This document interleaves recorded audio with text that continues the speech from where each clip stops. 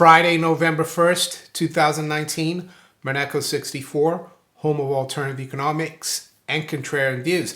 Before I start today, Billy and I would like to thank all the viewers and subscribers for their interest in the channel, for their support, for all of you who have contributed to the channel through PayPal or Patreon donations, through purchasing merchandise in the maneco 64 Teespring store. The other thing I would say, for those of you who want maybe a more detailed answer than I can give, let's say more private questions about your situation, we could do it through Patreon. For as little as $1 a month, you would have access to my Patreon, and you can send me a message through there and I will reply to you. So I wanted to say that first thing this morning. Today being the day, November 1st, 2019, when Christine Lagarde takes over one of the biggest central banks in the world, the European Central Bank, ECB. I like to touch upon that because I think it's really bad news for Europe. Especially the countries in Europe that use the euro, but not only for them, for the whole of Europe and the world. In Iceland, back when they had their financial crisis in 09 and 10, right after the 08 financial crisis, Iceland allowed the banks there to fail. They jailed the bankers. There's even a story here on Forbes that says, if Iceland can jail bankers for the crash, then why can't America, right? That was written, I think, in 2015. So Iceland cleaned up. But if you look at Christine Lagarde, who was the head of the IMF until recently, was French finance minister, right? She was convicted of criminal charges by the French government, and this is in December 2016. So I'm not making this up, and many of you might know this. This is from The Independent. It says, Christine Lagarde convicted. IMF head found guilty of criminal charges over massive government payout. So it's ironic that in Iceland, they jail the criminal bankers. In Europe, in the Eurozone, the criminal bankers become head of the central bank, right? And I can say that. She is a criminal. She was convicted. She didn't go to jail, of course, because she's well connected. It says here, but former French finance minister who faced potentially 1 year in jail will not face any punishment. No, she's going to be promoted and become head of the ECB. And she's gonna do as the powers that be tell her, right? Because then they can always go back and put her in jail. That's the situation in Europe. Do you really want to hold a currency from an institution like that? I don't. That's another reason for Europeans to try to get out of paper currency, fiat currency, or the euro, and protect themselves with precious metals, right? Not only in Europe, of course, but also in the UK. Get out of sterling, paper currency. The same for the US, Federal Reserve. They've instituted now negative rates. Yes, they have real negative rates, right? If you look at the yield curve, as I said yesterday, all the yields in US Treasury, almost all of them, maybe not the 30-year, but all the way up to 10-year, you get less of a return than the rate of their inflation measure, which is now around 2.2 or 2.4, whichever one you choose, right? So yeah, this is just another warning that I have. It's a dark day for Europe. Before I go into an article I saw a couple of days ago where Lagarde lashed out at Germany and Holland for not spending enough, I'm gonna look at Iceland to give you an example of what it's done. I just Googled the economy of Iceland here on Wikipedia, and if we look at the data here, GDP, right? GDP growth for example. You can see there 2009 and 10 GDP growth collapsed in Iceland, dropped 6.5% in 09, 3.6% in 2010. That was the year they didn't bail out their banks.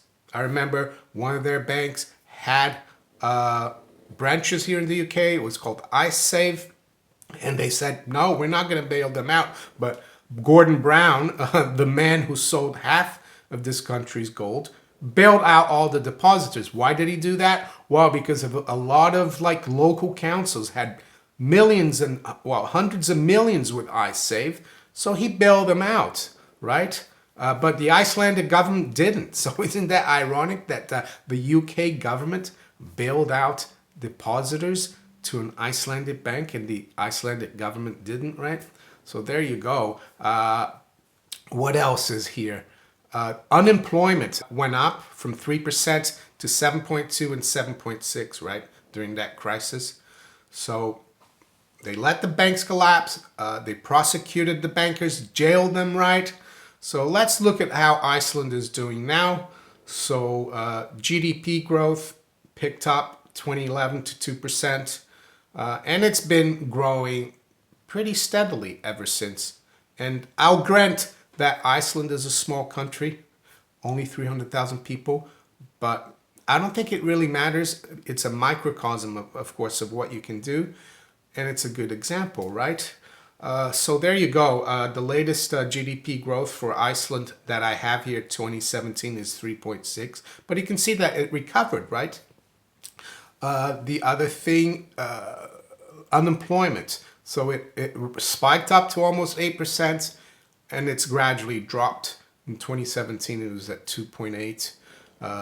The last column here is the national debt. It rose all the way to 94.7% in 2011, right? But look where it's now, 40.9%, or in the latest data, 2017. So this will seem more important when I look at what Lagarde has been saying, this criminal banker who's taking over the ECB, right? Oh, the other thing as well, if you look at Icelandic interest rates, the 3-year yield right now is about 3.2%. Still, it is a low rate, but it's still a lot higher than negative rates, right? 6 years at 3.24, and the 10 years at 3 3/8. So savers there are getting a bit of a return on their money. Not great return, but it's much better than negative. So this is an article here from October 30th that I saw in the FT. It says, Lagarde hits out at Germany and Netherlands on public spending. Incoming ECB president calls on countries with room for maneuver to take action. So let's go through the article and dissect this a little bit and look at what Iceland did, right, and what Lagarde is saying. And I would say Lagarde is not trained as an economist. She's trained as a lawyer. Anyway.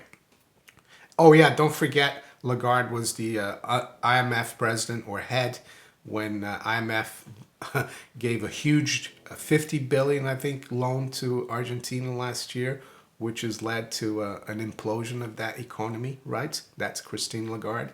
Under her watch, Christine Lagarde has called on Germany and the Netherlands to use their budget surpluses to fund investments. Well, spending, right? She does. Governments don't invest. That's what people need to remember. That would help stimulate the economy. In a sharp rebuke that comes only days before she becomes European Central Bank president.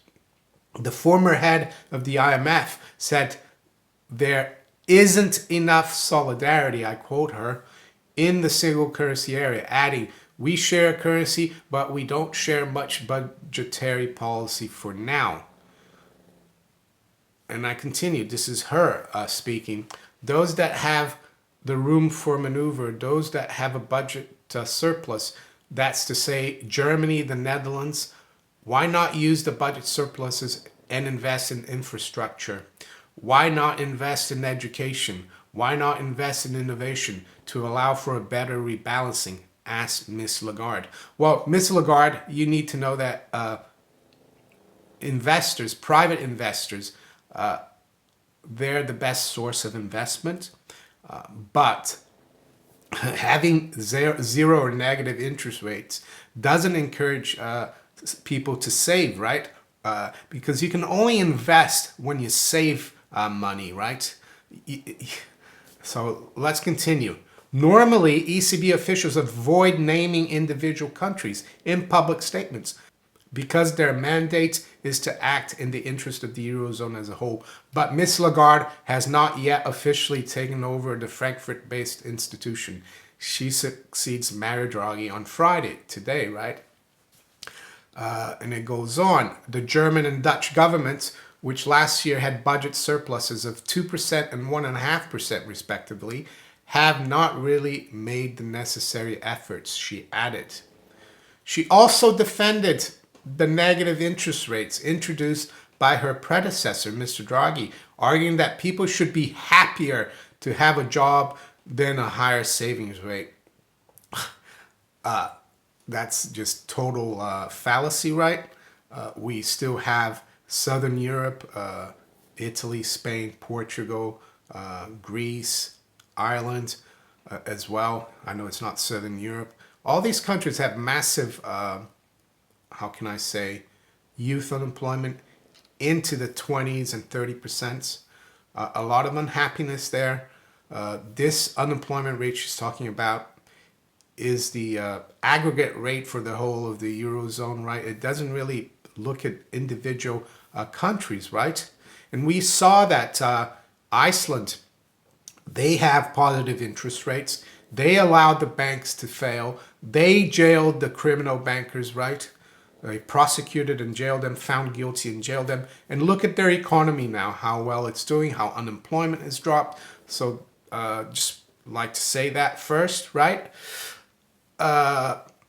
Speaking to RTL Radio in France on Wednesday, Ms. Lagarde added her voice to Mr. Draghi's earlier calls for the creation of a common Eurozone budget.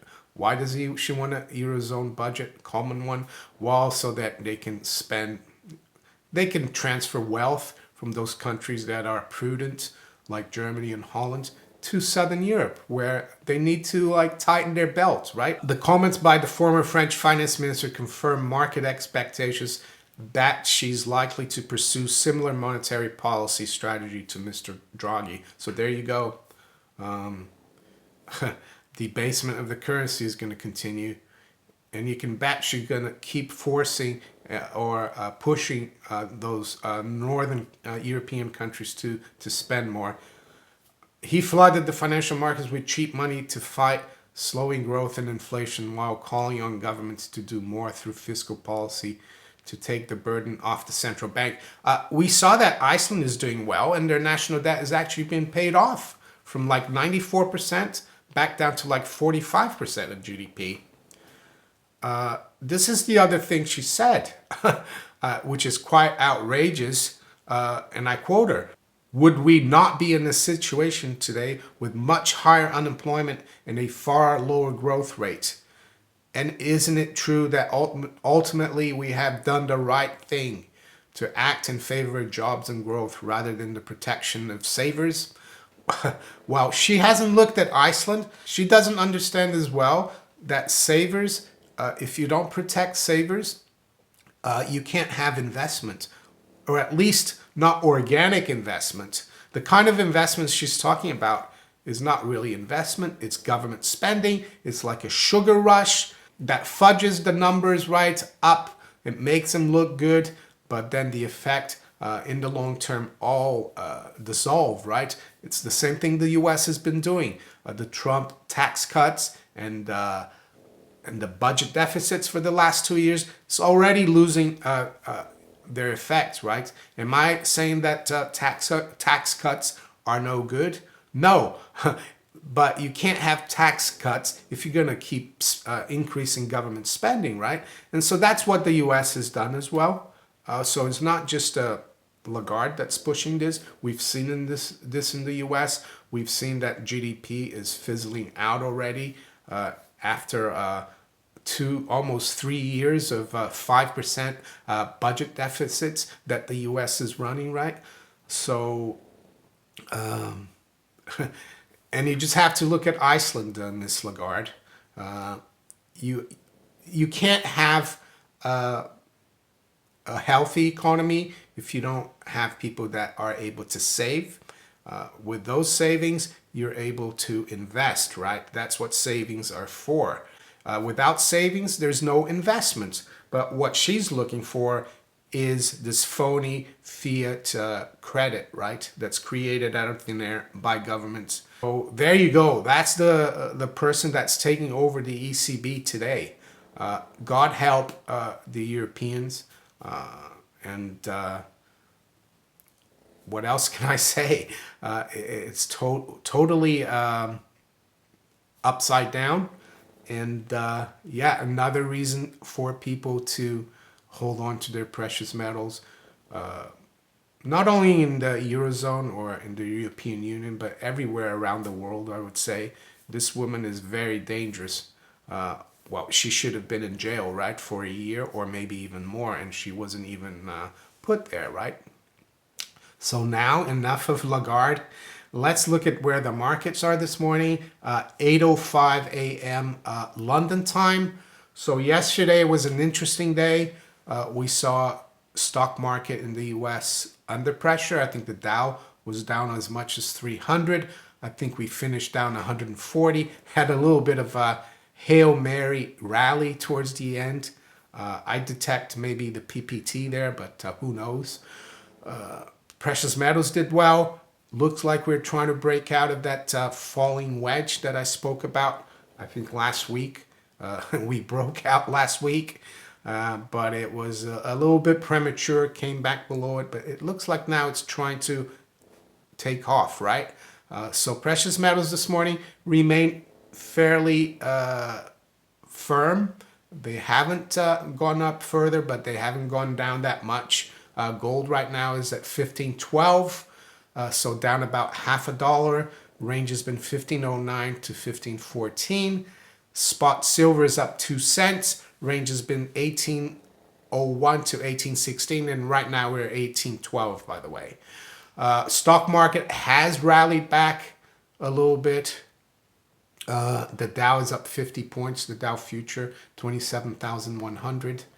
S&P is up 6 at 3,043. So stock market up about 0.2%. NASDAQ 100 future up a quarter at 8105. Sterling is rebounding a little bit of late. We're just below 130. Right now it's up 0.2% at 129.67. Euro is up 0.12 at 111.65. And yesterday the dollar took quite a big hit against the Japanese yen. So yeah, we're below 108 at 107.94. Unchanged today. And right now, unchanged against the Chinese yuan at 704. WTI crude has come off a bit. We're at 54.21. I think we were around 55.50 yesterday. Overnight, though, it's unchanged. Brent crude is below 60 now at 59.44. The 10-year yield is at 169 here. So we've dropped about 11 basis points since before the Fed announced their rate cuts on Wednesday. We were at above 180 before that. So yields are still subdued in the U.S. Lagarde, president of the ECB. So yeah, in the European Union, they make the criminals the president of the central bank. In Iceland, they jail the criminal bankers, right? So that's all I've got to say about that. If you enjoyed this video, make sure you hit the like button.